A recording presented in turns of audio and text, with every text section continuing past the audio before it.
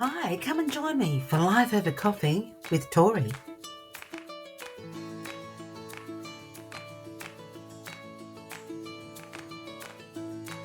Hi, welcome to Life Over Coffee with Torrie. Back again. Yeah, I told you I was going to do another one. I got on a roll. No, this is live. Okay, couple of disclaimers. Not an expert. This is life from my perspective, mainly because I feel like I've had lots and lots of experiences in my little amount of years, and I'm real, and this is real, honest discussion. You may not always agree, and that's perfectly fine. All right, I'm not perfect. That's my other disclaimer. Far from perfect, but I do have some interesting twists about topics, and I wanted to cover traction. Traction. God Almighty. So let's start. Okay, you ready? My name's Torrie. I'm from South Australia, and I live in the Fleurieu region. Right. So this is from my background, which I'm so glad that I'm not showing you what's behind there because it's not, I told you I'm real. It's all about being real. And this is the cup, and this is the one we're starting with. All right. It's nice, isn't it? It's metal. I think it's a little sort of bit hollow. I think it's sort of like, it's quite thick.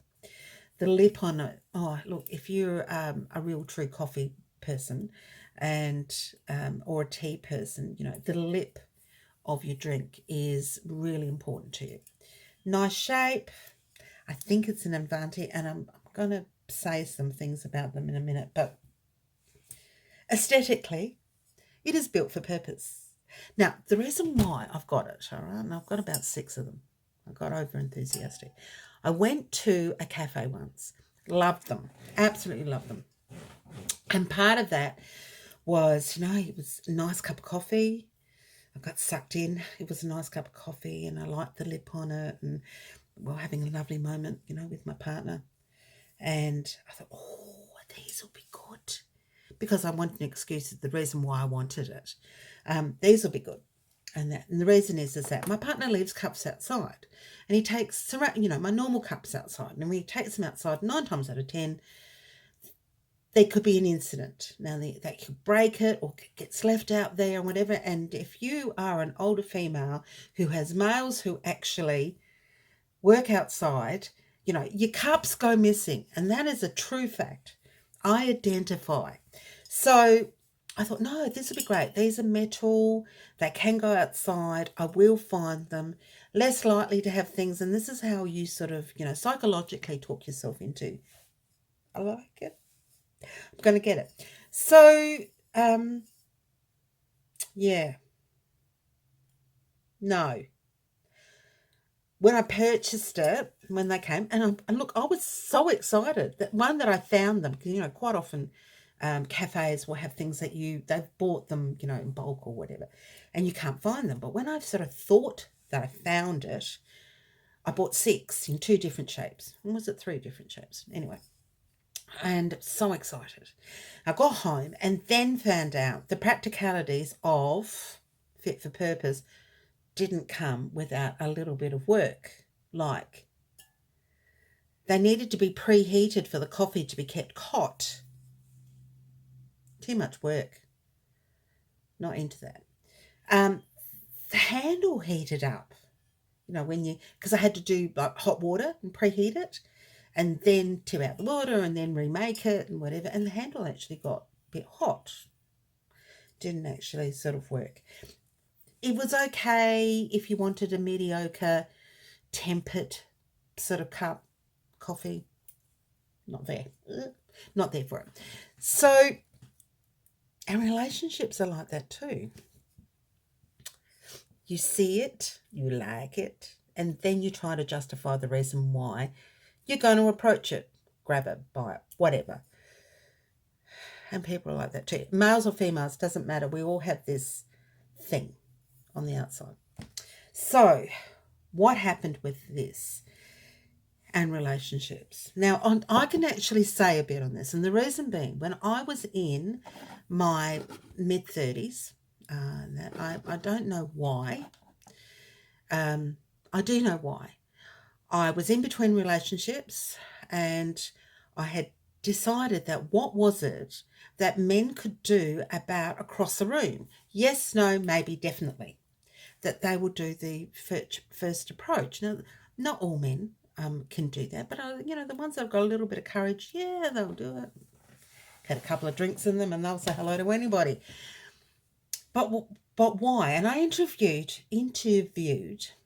Now, this is got to understand. This is sort of like early 90s when I did this. I wouldn't necessarily advocate to do it now, but this was early 90s, and it was 100 men and 100 females between the ages of 18 and 60, all sorts of places, restaurants, restaurants, nightclubs, sidewalk cafes,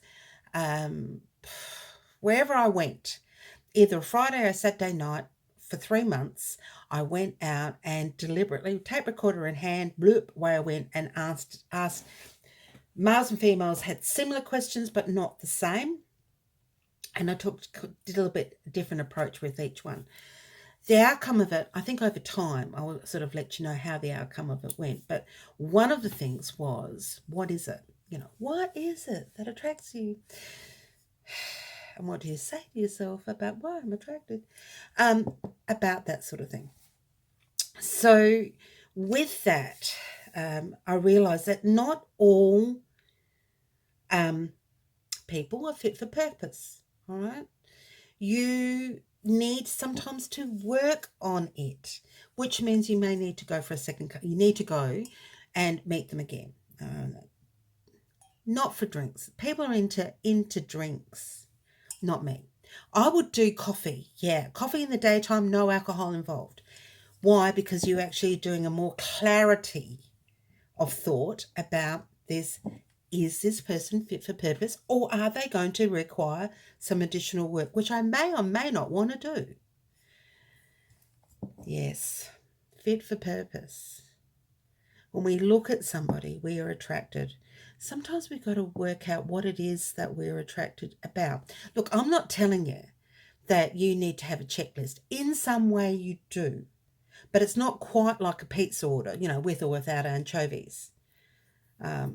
You need to sort of have some sort of idea. Men tend to have a very firm idea of what they like and don't like, but they do change their mind per age group. So don't, women, think that all of a sudden you're single and you're, 30, 40, 50, 60, and I need to be a size 10 and I need to have good legs, or I need to have breasts up to here. So all of a sudden I need to, go and get this done, lifted, changed. You don't. I can tell you, you don't. Men change. They do change their outlook on what they're actually looking for long-term per age group. All right? That's number one. 2, our partners that we actually look for, we really need to have a look at them as, are they fit for purpose? Exactly how much work are we prepared to put into making them fit, or when do we actually put these back on eBay?